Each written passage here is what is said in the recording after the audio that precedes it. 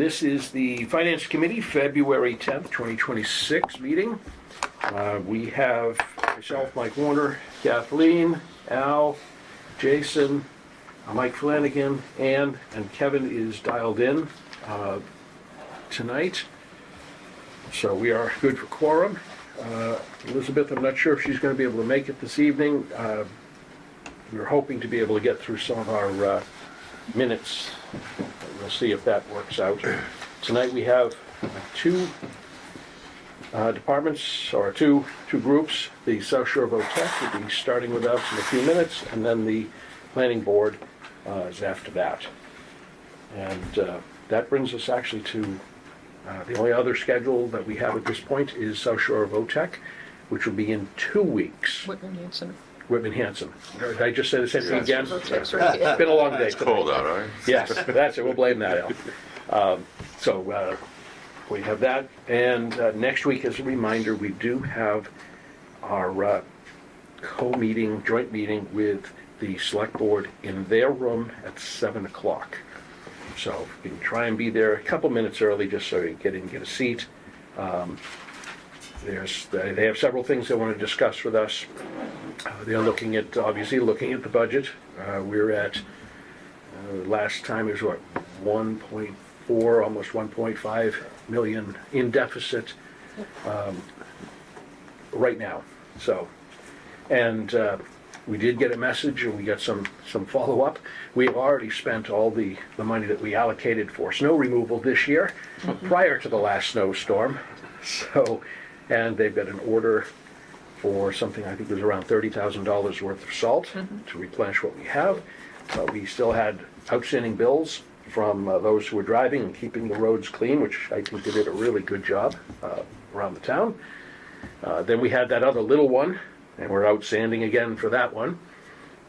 And there's also been some maintenance that's been required. We had a truck that had some issues there, and it's a type of thing. So we'll probably see some discussion from the Select Board about that.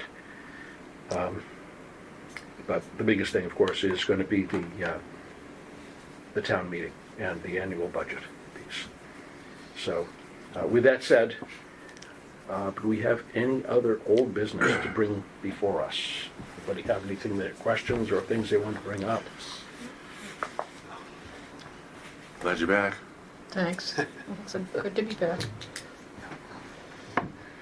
All righty. Well then, let's kick off. Tom, you want to come on up to the? You've been here. You know the hot seat. There you go. Tom from the South Shore VOTEC. Get my school's correct. Nice to see you. Good to see you too. Happy to be here. You got some info in advance, right? I got some hard copies. Would that be all right? At the risk of duplication, yeah? Is that all right? Yes. Okay. I want to help reduce your screen time. There you go. Okay. He always gives the best presentation. Oh, well. Some years. Depends on where the numbers go. Mike, do you need extra copies for records or anything? No, the digital I've got the copies? digital Okay, copies. Super. So Thank those you. are. Great. So yeah, thanks very much for having me. I won't go through this I'll try to keep it a reasonable pace and hit a few slides that I think would be most valuable to you in the PowerPoint here. So this is a modified presentation I gave to our school committee. The presentation starts off with a little bit of bragging about our enrollment increases, waiting lists, number of kids on co-op. It's a story that I don't get tired of talking about. Our biggest claim to fame in this fall, but it was from the previous class. We sent a team of kids from our horticulture program to the Future Farmers of America national competition, and we had a student win a national gold medal for nursery landscape. First Massachusetts school to do so. So we're very happy for that program, as well as fourth place in the nation for floriculture. So rah-rah to those teachers and those kids. And we also are very happy with the fact that the state has continued to see us as a real partner with workforce development grants. So we're able to bring in night school grants. You've heard me talk about this perhaps at past meetings. And so we're running a very robust adult ed program. This is, it's not the community enrichment type of night school, it's direct to work. So we're serving the populations in our region, and there's no cost to those who are participating. And so it's quite a win-win all around, and we expect to apply for future grants. So that certainly is a help to widen the mission when folks say, I don't have anybody in the schools, but we can say that we also are serving a population in our area. So we're very proud of that.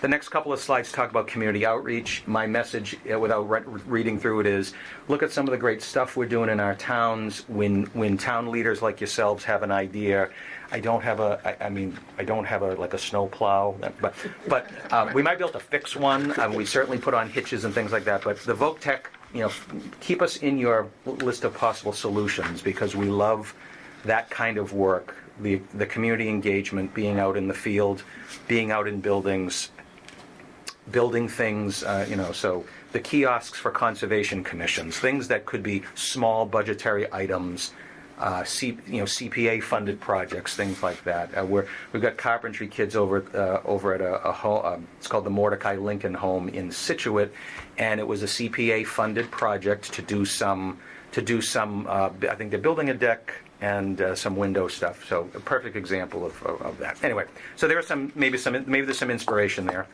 I'll continue on to on the back of the second piece of paper where I'll point out that we still philosophically try to build our budgets from zero. Our department heads, for the years that I've been able to bring budgets to you, I've been able to say this, that it allows me to redeploy dollars. We have fixed costs like everybody does, but we do look under the hood for everything. And we make no assumptions that what we did last year is exactly what should be plus 2% for the next year. And it helps for more robust conversations. What's Whitman's story for fiscal 27? Similar, and you would have heard this from me in the last couple years. While our overall enrollment is up slightly, Whitman we're still graduating very large Whitman upper class. So if you look on the next piece of paper, in district enrollment trends, and you see in alpha order Whitman at the bottom, and you can look across, but it's really in the last 3 years where you see this. So these are the finance meetings where I come and say, I'm asking for less money than last year. This should be no ticker tape parade for it. The math generally follows that if the enrollment goes down, the assessment is not going to go up. Capital budgets are a big deal, but since we got in the pipeline for the building project, our capital asks, which are baked into this, are very small. And my capital asks now, last year, the year before, and going forward will be, unless the meteor hits the roof or something, it will be about school buses. We own our own buses. We employ our own drivers. And so I have a long-range capital replacement plan for our fleet of buses.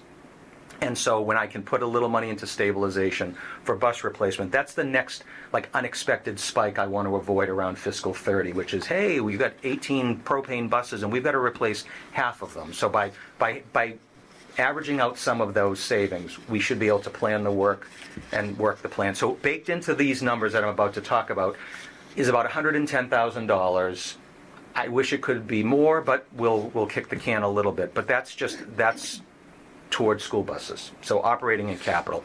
So I predict that God willing, I'll be back in a year, and I'll probably have a similar story for you. We have 46 seniors from Whitman, okay, and that is probably one of the last large groups pre-Marshfield, just prior to Hanover and Scituate, seeing an increase. If you look at some of the other towns, we all this is a numbers group. I'm in good company here. But when you look at these data trends, what are the variables that have changed for us? We've brought in a ninth community, Marshfield, and Scituate and Hanover's numbers, which if you asked me 5 years ago, I would say they're a community that leaves seats on the table to be redeployed. So Whitman, Rockland, Hanson, and Abington's numbers have been able to be increased because of available seats. The popularity of vocational education, et cetera, you know the rest of the story.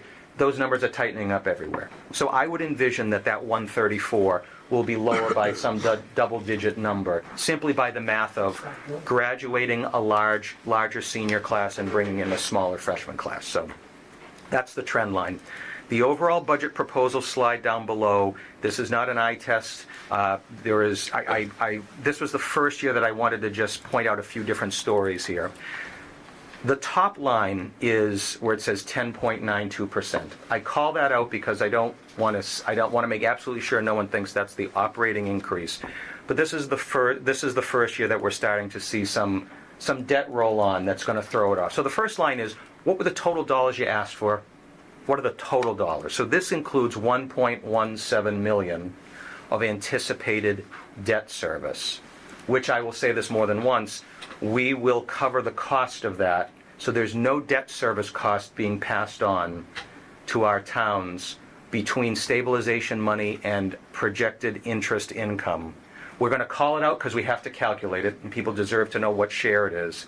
But then we're going to show revenue offsets. So we think that we're doing it this year with a very small amount of money. I would have said this to you last year for fiscal 26. We're going to be able to do it again. And then I think we will have some stabilization money that we'll be able to push into the center of the table for a portion of fiscal 28. So if you were to ask me later in the conversation, all right, the debt for the new building, when are we going to start to see it show up? Whether we're a debt-excluded community or not. When will you have to pass on some of those costs? And my answer would be fiscal 28. And I'll be working on some more detailed projections and supplying them to you all and the financial team. I've got some projections now that I certainly can give you some orders of magnitude on that. But for right now, there is debt. We are assessing it. We're going to show revenue offsets. But a year from now, or well in advance of that, the telegraphing will be, there will be extraordinary expenses that will be passed on, and each community, of course, makes a decision as to how to best handle that. So the line in yellow is what I think is the closest apples to apples. 5.98% increase. And that's operating in capital in the same number. So we had 90,000 in capital for fiscal 26. I've got 110, and that's buses that I talked about earlier. The other numbers below that, I'm not as keen on these numbers. They are a little bit lower. There is some extraordinary money baked in here because we're going to start. Our athletics program will now be the perennial away team for 4 or 5 years because we're building the new building on our ball fields. That was part of the plan. And so there'll be increased costs for transportation and fields use in our region. I have said to the committee that I will be factoring in some athletic user fee system to help offset a portion of this, because it's an extraordinary expense, and that's something that we haven't had historically at our school, but I do think that the circumstances warrant it. What we do, I've probably said this to you over the years, but we do have user fees in the sense of our shops. All of our shops have some sort of mandatory uniform or tool purchasing. There's a range. Carpentry students, between their uniforms and their tools, could with some, let's assume that if you're a 9th grader to a 12th grader, you might be swapping out a t-shirt, or the work boots aren't the same size, things like that. But carpentry could be as high as $700 or $800 over 4 years. A computer tech program could be as low as less than $100. So there are user fees, but not in the realm of athletics. So that is something that I want to introduce as a modest new revenue stream to be able to add in to help offset some of this. But that's we've done a pretty good job of where are we going to play the games and how do we get there and what's the fuel cost and the drivers and whatnot. So anyway, at the end of the day, if you're looking for what's the percentage, that yellow line I think is the most reasonable person on the street asking, kind of apples to apples, operating in capital. And that includes that athletic piece. Okay, on to the next page where at the top it says unpacking town assessments. Now let's focus on Whitman only. And so just to call out, the number in the upper right-hand corner, $1,596,645, that's the ask. And that's about $42,000 less than fiscal 26. And this chart, which I normally put in here, but I added the column because it saves looking, we can look through this other document, but basically, how did we arrive at that number? The minimum local contribution number is about 1.42 million. And that's about 89% of the overall assessment. The other numbers on here are the elements of our assessment that goes beyond the complicated Chapter 70 stuff, but is more, it's basically governed by enrollment. So Whitman's share of that capital budget I mentioned, that 110 grand, that's Whitman's share. Whitman's share of Transpo, 34 grand and change, that's based on enrollment, October 1 numbers. Any of the costs that are beyond the minimum local contribution, to run the schoolhouse, that's that very small $7,000, which I've never seen it that small. And Don and I were talking briefly before the meeting that the formula changes seem, and I think we're seeing this statewide, that in this minimum local contribution number that you can go on the DESI website to pull out, that number, the floor seems to have really raised for communities in terms of what the minimum is.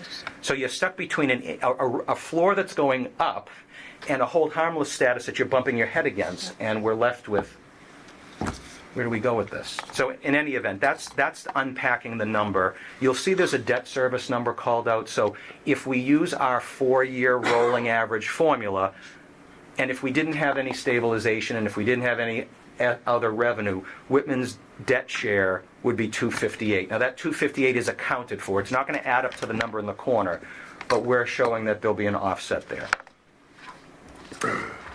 Okay, that's probably, Mr. Chair, that's probably a good spot. I mean, I have a couple more I'll point to, but can I answer anything at this point on those numbers?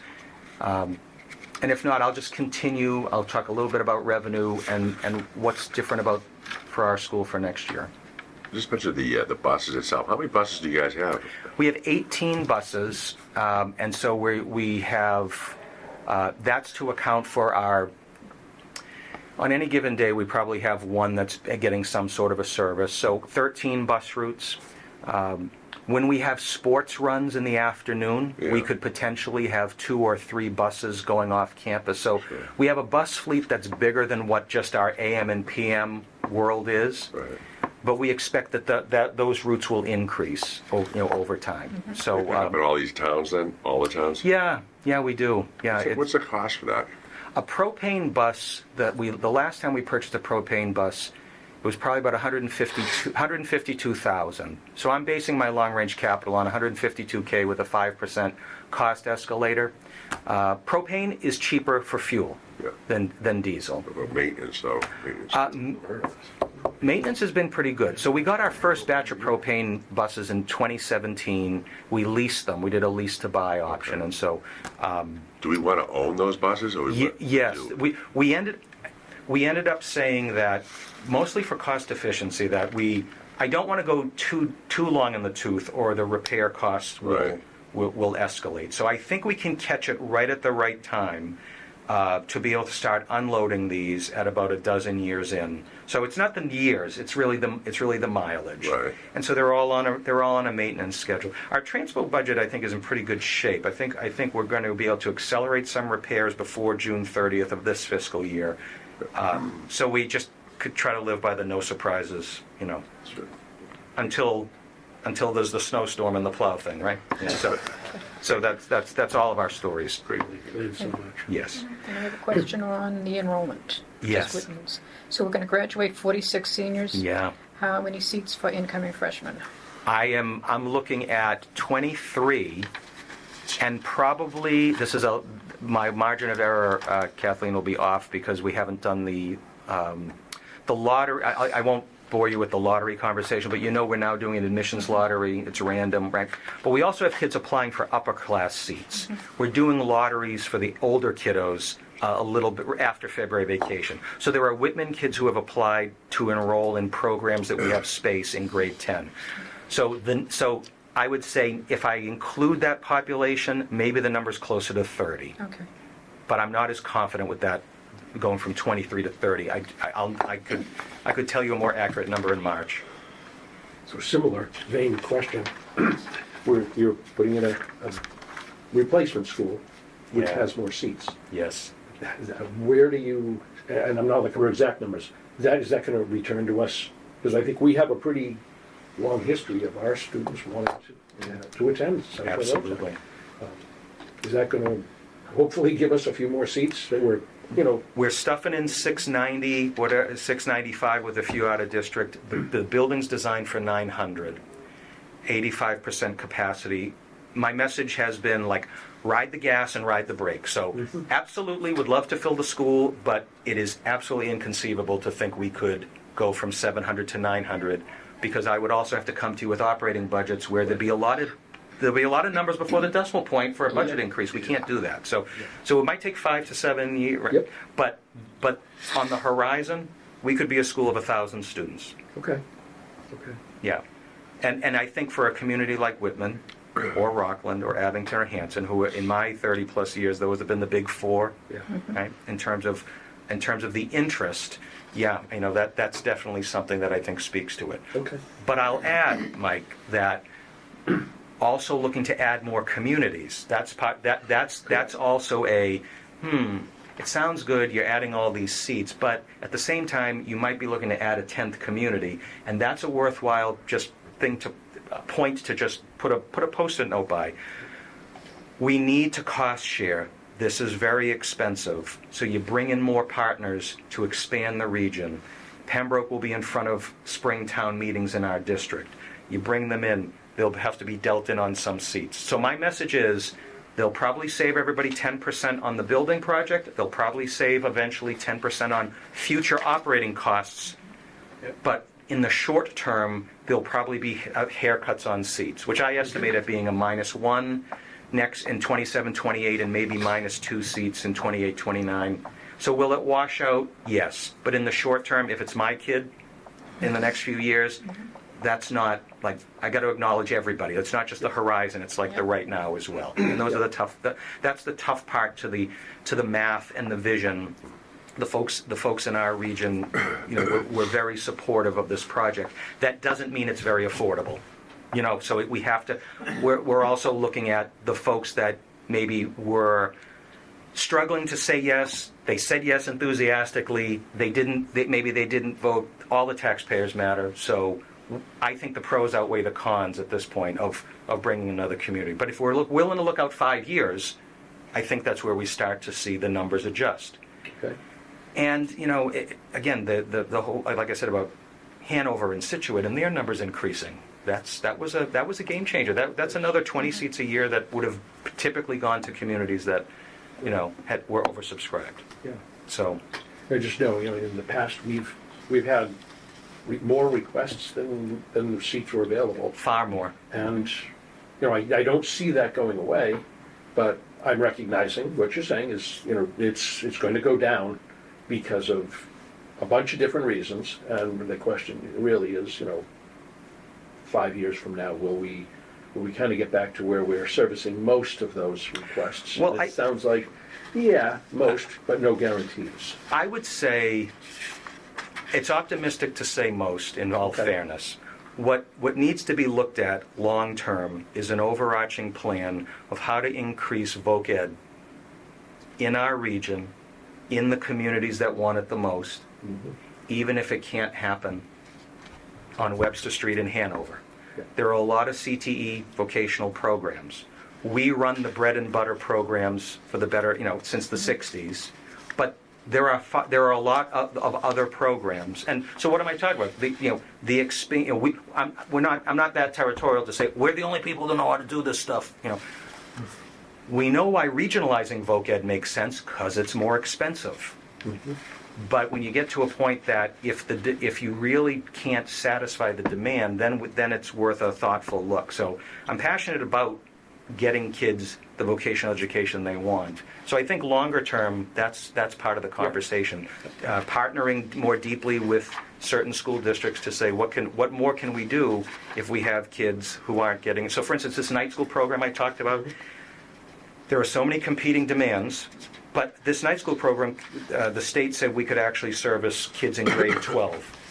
Yeah. So so you have a kid who's in grade 12 who might see themselves following a career path, maybe in a licensed trade, and they didn't come. kids are kids. If someone says, "What division are you for football?" and for someone who's 14, they're 14. They're not all going to like pinpoint yeah, Dad, talk to me about the IRA next. I mean, they're not going to do that. But they do eventually say, "I do want to see what's on my horizon." So maybe it means more conversation and creativity about that, and maybe there's another path. Good. So, but I'm sorry. That's a topic important to me and important because it's important to our community. So Pembroke is interested in joining? yeah, there's going to be a warrant article through. Hey Dan, there'll be a warrant article through the select board in all 9 of our towns to invite Pembroke to join. Our regional school committee put the amendment forward. It passed at a Pembroke special town meeting in October. Good. The next step is that it would have to pass through 6 of the 9 communities at a minimum, right? Or not a minimum, but if you hit 6 yeses, then it would go to the commissioner. Pembroke would get 10 seats for the 27-28 school year. They'd become a member community in fiscal 28. And much like Marshfield, they would start to pay an increasing share of the debt. And so at another point, I'd be happy to unpack this with you if you're interested separately, but I can show you what we've written into this amendment to show what would be the additional operating costs they would spend. If Pembroke joins this district, they're going to pay operating costs in addition to whatever the Chapter 70 formula spits out. And what I want to do is I want to take those operating costs and put it into stabilization because that might help the bus thing I'm talking about, right? So it's like you're going to occupy some seats. We're going to be educating your children right now. We know that Chapter 70 is on a 1-year lag, so whatever, it's always last year's number. So like with Marshfield, that's not necessarily the case. Marshfield is increasing their numbers. And you'll see when you have a chance to look through this document, you're going to see Marshfield's assessment quadruple in 4 years, which I'm not falling out of my chair. They're a large community. They get a proportional number of seats, and they want to fill them. So Pembroke joining offers us an opportunity, like I said, to cost share. But that'll be a separate article for townsfolk to consider at annual town meetings. Yeah, but there's some numbers buried in there, like, okay, what exactly would the district get? And I can certainly unpack that for you at another time, or send you an email or something, to unpack it. Okay, I'll pick up the pace a little bit more. The next slide tells you about revenue. Boo! The slide basically says boo. Revenue is flat. There's $75 a kid in the governor's budget. We want to advocate to our legislative delegation to bump that to $150, right? The legislature did so between now and the summer, when the legislature finishes its process. What we want, I'm suggesting, and I'll take my own medicine, but I will be continuing to advocate because last year that's what they did. The governor's budget had, if you were a hold harmless or minimum aid district, so we're only getting $75 times 688. That's our Chapter 70 increase. And if they can put it at 150, great. I would welcome that. So that's one point of advocacy. Potential good news, second bullet, regional transpo reimbursement is being called out at 87%. So we take our transportation budget, we pull out 87%, we assess our towns the difference. That's typically what we do. Political football every year, don't budget too high. If you budget too low, then what do you do with the excess? You can carry it in a regional transpo reimbursement account for a year. So we use the governor's number for regional transpo, 87. I don't think it'll ever be 100. The law says it should be 100. We should continue to advocate that the law says it should be 100. But it's not. But that would make a big difference, double times 2 for this zip code if they did that. I talked about debt service. I talked about most of the other things on this list. There's a little bit more non-resident tuition. And the cost drivers for our budget are the same as yours. Right? We're all waiting to see what's the health insurance increase going to be, et cetera, et cetera. And I don't need, and you know about the regional stuff. Okay. I think I guess I talked about Pembroke, so we saved 2 minutes at the end. I'll skip that. This next slide on personnel is a very busy slide. What I said to the school committee is I have some ideas on the tarmac, but it depends on if retirement projections come in and there's some restructuring. So my message is I should be able to move some positions incrementally off of grants onto the budget, and I would like to be able to make some other personnel moves. And so I think that the list here where part-time teacher, school aide, some expanded co-op coordination, part-time, well, maybe I can do it full-time, but some element of a business manager position, which we have not had before, health and wellness department head stipend, and assistant cross-country coach. So my message to the school committee is, if you add up all those numbers, I'm saying at the top of the slide, with retirement, some restructuring, and $43,180, I could pull this off. But I can't do both. So one thing has to happen first in order for me to do the next thing. And we'll see what the springtime brings. But those are those interim priorities. Now, if I get that extra $75 a kid from the legislature, that would be a wash. I would like that. That would be great. But the bottom of the slide talks just, again, I keep talking horizons here, but as we get closer to the opening of the new building, as you recall, we're opening a new vet science and plumbing program. And so what I've said to Dan and the committee is the minimum personnel needs, like on day one, right after the ribbon cutting and the ribbon falls to the ground, I'm going to need at least 2 custodians to pick that ribbon up and throw it away. The school building is twice the size, so we got to clean it. At least another bus driver and the shop teachers for these programs. Anything beyond that, I mean, I've got some other ideas, but we really need to see what the world looks like. But at a minimum, that's where we would start. So those are not asks for now, but that is something that just as I guess a forecast of sorts. Okay, I guess on the next page on the back, I have one slide on the building project. I kind of already talked about debt, but this slide tells you shovel in the ground this June, 2 years of construction, open it for the 28-29 school year. There's my email, direct phone line, website for the school building. Hey there, how you doing? Website for the school building project. If you'd like to do some digging on your own, no problem. And then the next line of that slide just talks about the kind of the rolling out of some borrowing. So when you hear me talk about we're absorbing fiscal 26 and 27, got it? Okay, so fiscal 28, we might have interest costs in the $5 million range. So I'm hoping that number will be lower because we can push some stabilization money in. But I'll be able to make a projection in the very near future so that town financial leaders and can look at that and say, okay, what would our share be? And I'll be able to make those projections for you. And then the bottom slide on this page is a summary of what I talked about with Pembroke already.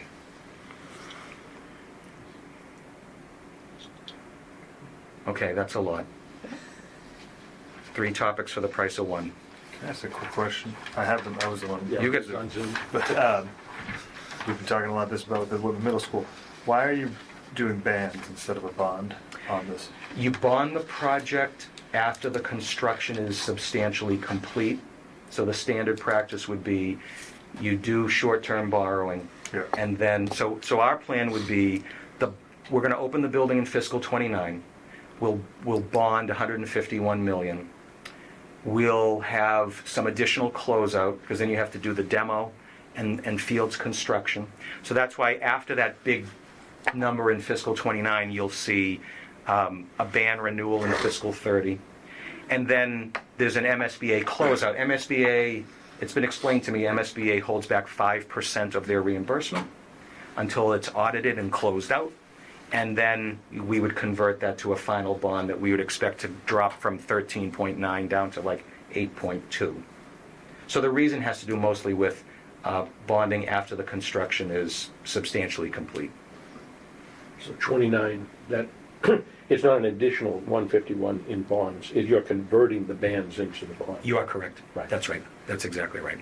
And I've got some very pretty charts I'm working on with lots of colors. I think I got one somewhere in here because I think visuals help. And it's not ready for prime time, but it looks something like this, because this helps me, map out the fiscal years and all of these bands and when they're renewing. So these will be the kinds of documents we'll be able to provide so people can follow the bouncing ball. And was this new money? Is this renewed? Is this a renewed ban?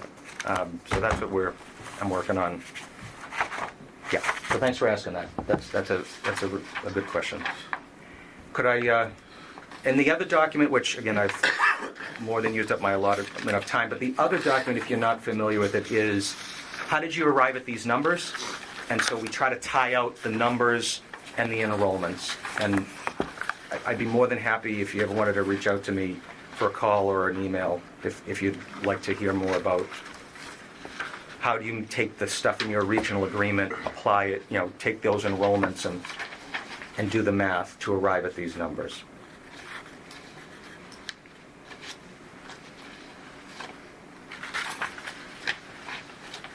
Are you going to phase out the non-district students? I think there's Duxbury, Hingham, and one other student. Yeah, Kathleen, that's what we see, I think, for the foreseeable future is the regulations are clear.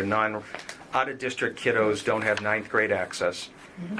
And upper class seats now, the way that the admissions regulations work, will have lotteries based on program, not on zip code. So if you apply to come to our school in grade 10 or above, you're applying for a program.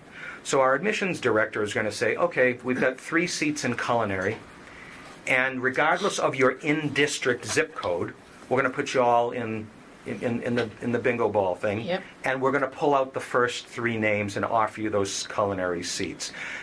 I would predict that the only time you're going to see non-resident kids in the future is honestly when we have a kid from our 9 towns move out of the district. And I'm happy to report, because I know we care about them finishing their program, but what typically happens is if a kid moves out of district, which right at this moment we would define as Pembroke, Hull, Hingham, or Duxbury. Mm-hmm. Other than those 4 towns, if you go further out from us, other towns are covered by another regional voc tech. What typically happens is we then reach out to the new school district with a separate out-of-district Chapter 74 application, and then tuition is paid. So I think you're going to see, I think you'll see the number drop, but if you see it as an asterisk, that's probably what it'll be. I suppose a kid from Hingham could apply to come to a program where nobody else is interested and there's 1 slot, then you could offer it. But that's becoming more of a unicorn situation. They're not competing for the 9th grade position. They are not competing for the 9th grade, and they have to wait until any in-district upperclassmen are interested. So even for an upper class seat, there would have to be nobody from the upperclassmen within our district interested. Thank you. Yeah. I have another question about the building project.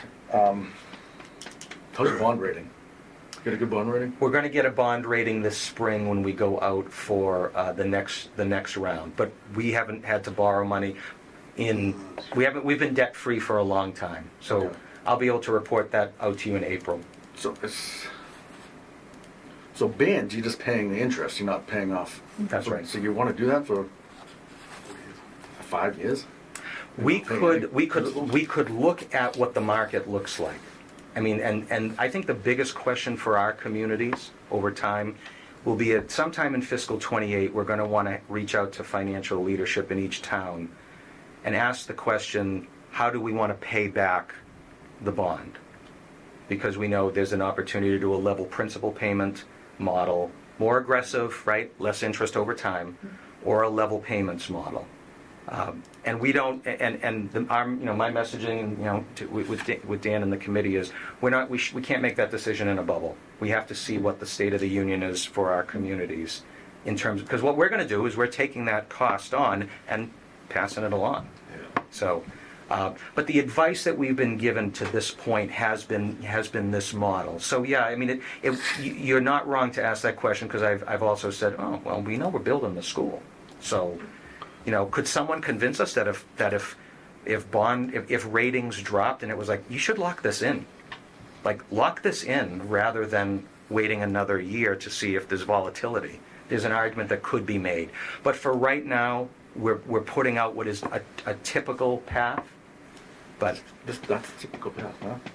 That just sounds weird to me, because we're bonding ours and then Yeah. bonding it again. yeah. So that way we're paying towards the. Yeah, I'm happy you made the comment, because it will. I'm meeting with our advisor folks regularly, so I'd like to share your observation. Because we're literally going through the same thing right Yeah, now. absolutely. You're just a little ahead of us. Right. Right, exactly. So no, I don't have a personal strong opinion on what can we do to save the most money.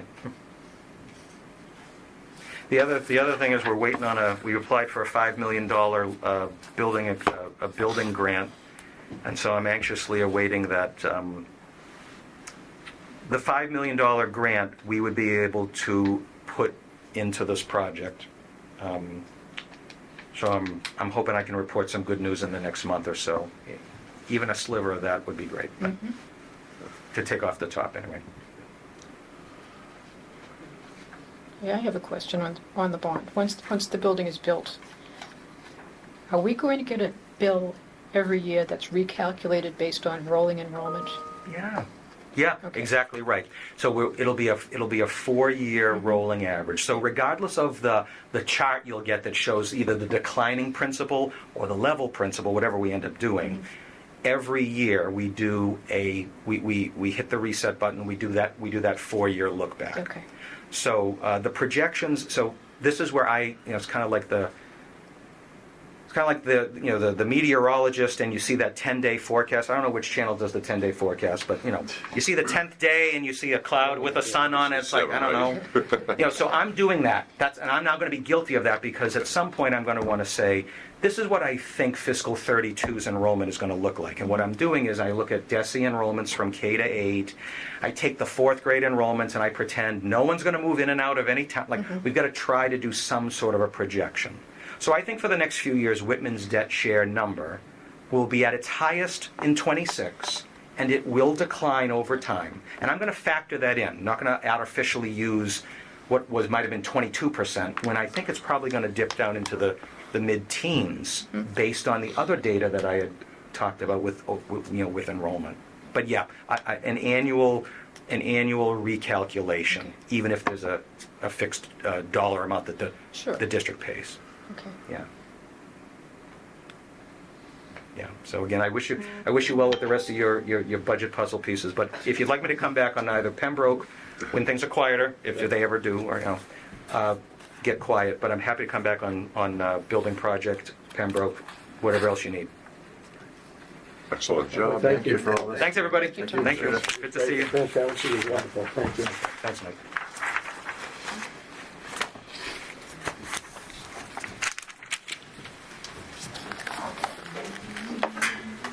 All right. Have a good night. You too. Thanks. Thank you, Dan. Yep, no worries. All right, Adam, you all set? Yes, sir. Step on up. All right. How's everyone tonight? Great. Thanks. All right, so planning board. We're simple. Yeah, pretty straightforward. It's I have Melissa. yeah. We got a lot of I stuff don't know if going you've met on. everybody. A few new faces. So, Mike Warner. Yes. Kathleen O'Tina. Al Caberty. Jason Hunter. Mike Flanagan. And Zuniga. Careful. Hopefully there's no test. Okay. The one thing I'm horrible at is names, so I meet too many people every day. Yeah. So, tell everybody here a little bit. What does the planning board do? We talk about the numbers. Like I say, it's pretty straightforward. Yep, It's, yep. It's really just two salary and expenses line, and then any challenges that you see that could affect the budget. Not necessarily yours, but the town. 'Cause Yeah. you've got We have a to lot say going about on stuff. right now. Yeah. So last year we got the 40R through for the state, which went unanimously, thank God, because there's a lot of issues with other towns. Right now we have a big 40B project that's going through. Where's for that? Right on Pond Street. It's kind of like an overlay, basically, of the 40R, but this will be more incentives and grant money for the town if we can implement this for this May meeting. And that's what we're trying to do now. And the same with the open space that we're working on with Old Colony Planning Council. And the same thing that Kathy O'Keefe applied for grants that we can get money for the town to do these different things. Not showing the numbers or anything like that, because it's all hypothetical if things get approved at town meeting and everything. Yeah. So I know there's another big project. We got 22 more units going in on Rye Hill Street, right across from my house, 22 condos. Okay. Is that So- 40B2 as well? Nope, that's just a gentleman, He owns Distinctive Auto Body in Whitman, Yeah. and he bought the property. And the only reason I know is because they need an easement from me for the water main. So they have 22 units going in there, so it's a little bit of tax income anyway at some point. I know it's going to be a slow process for him, but Yeah, that's that's about not it. his main job. Yeah, so there are, planning board, which is pretty much developments, if it's a housing development. If it's condos, it just bypasses us to zoning, so we don't have nothing to do with that. There's not a lot of housing developments going on in towns, we really just don't have any more space. And so the only place to go is up. Right. And it looks like we're trying to, part of this 40B is implementing some of the historical sites over by the corner of Pond Street where the martial arts place is. That building, there's an old building. How many units? Well, it can be up to 18 units per acre, up to 40 feet high. We're trying to eliminate as much as we can on South Ave, so it doesn't. What are we talking though? Volume? I mean, units? How many possible units?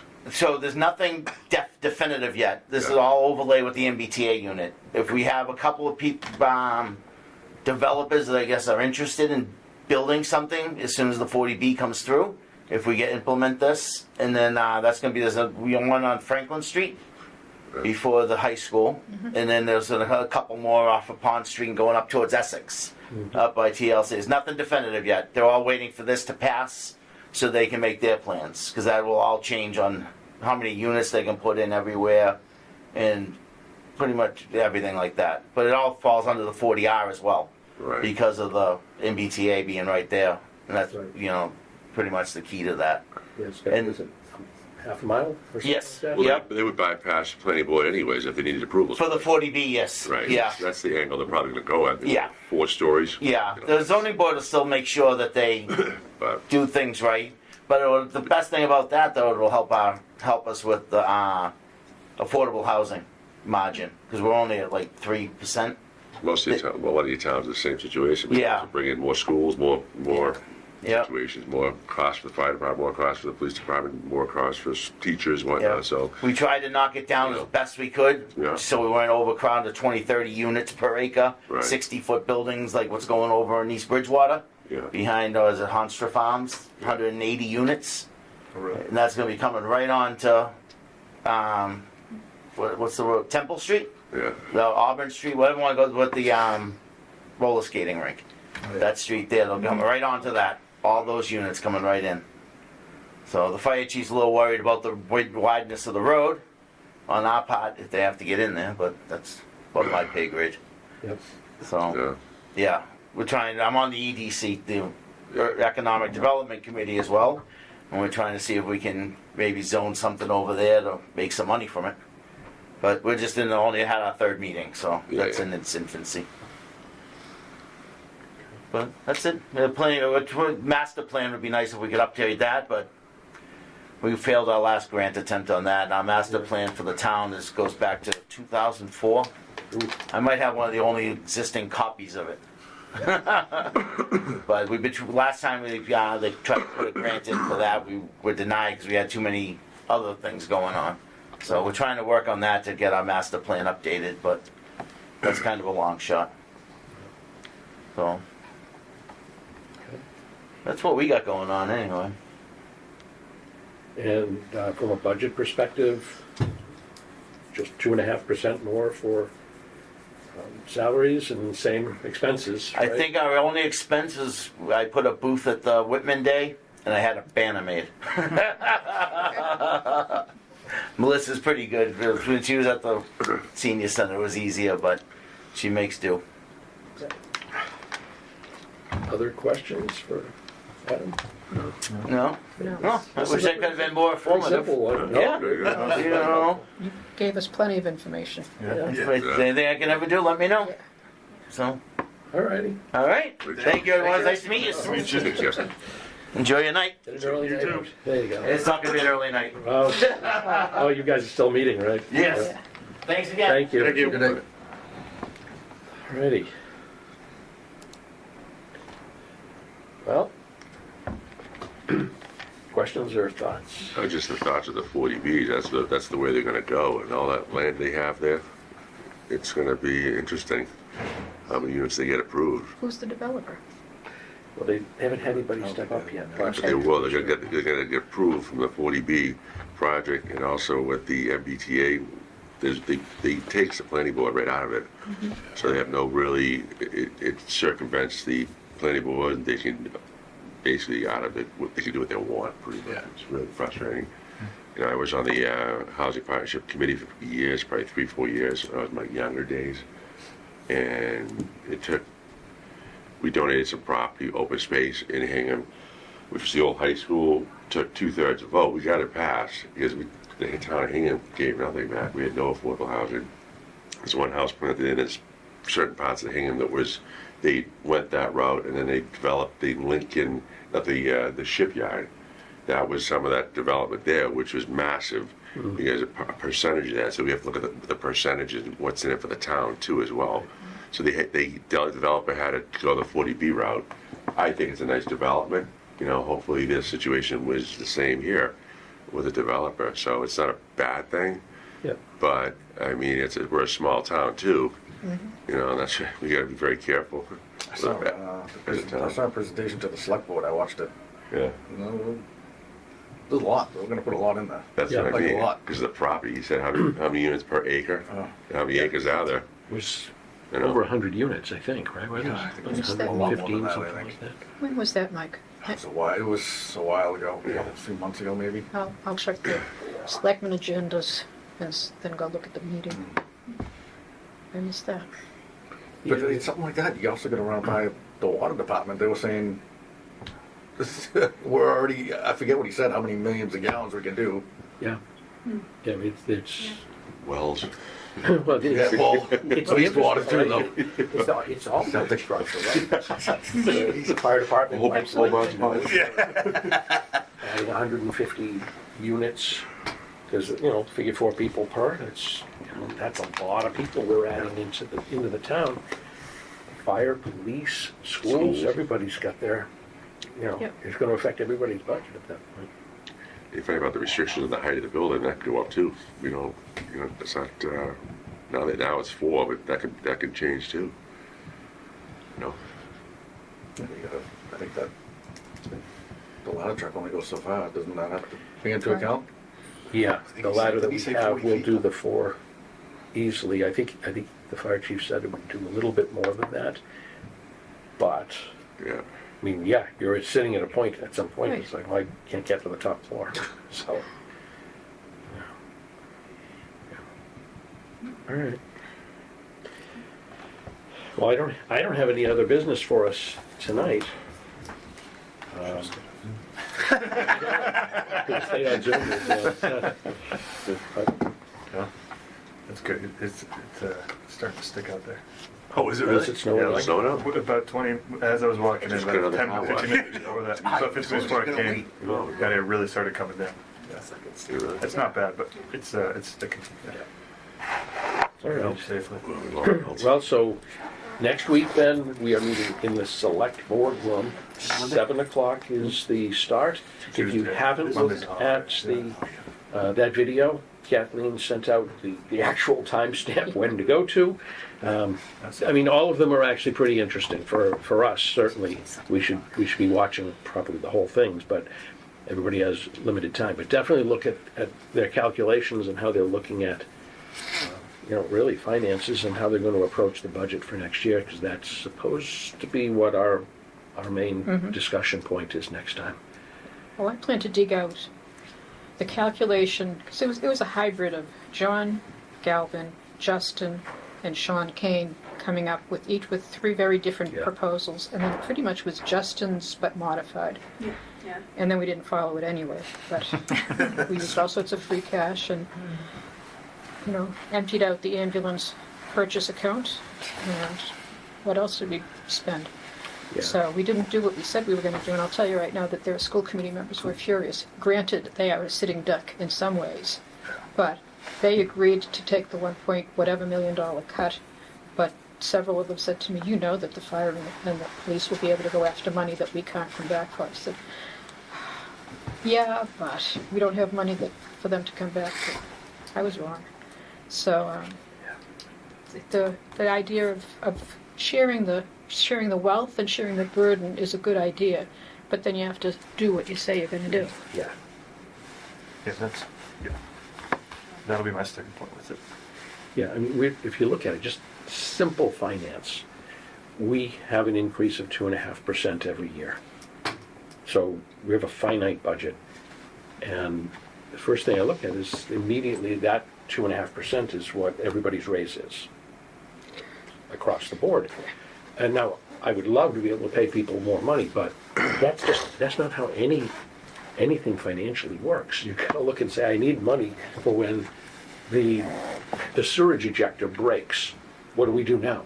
You know, it's not a way to go. So we really need to kind of look at how we're approaching that. I'm hoping that, I think I saw some ideas that they passed around in that video.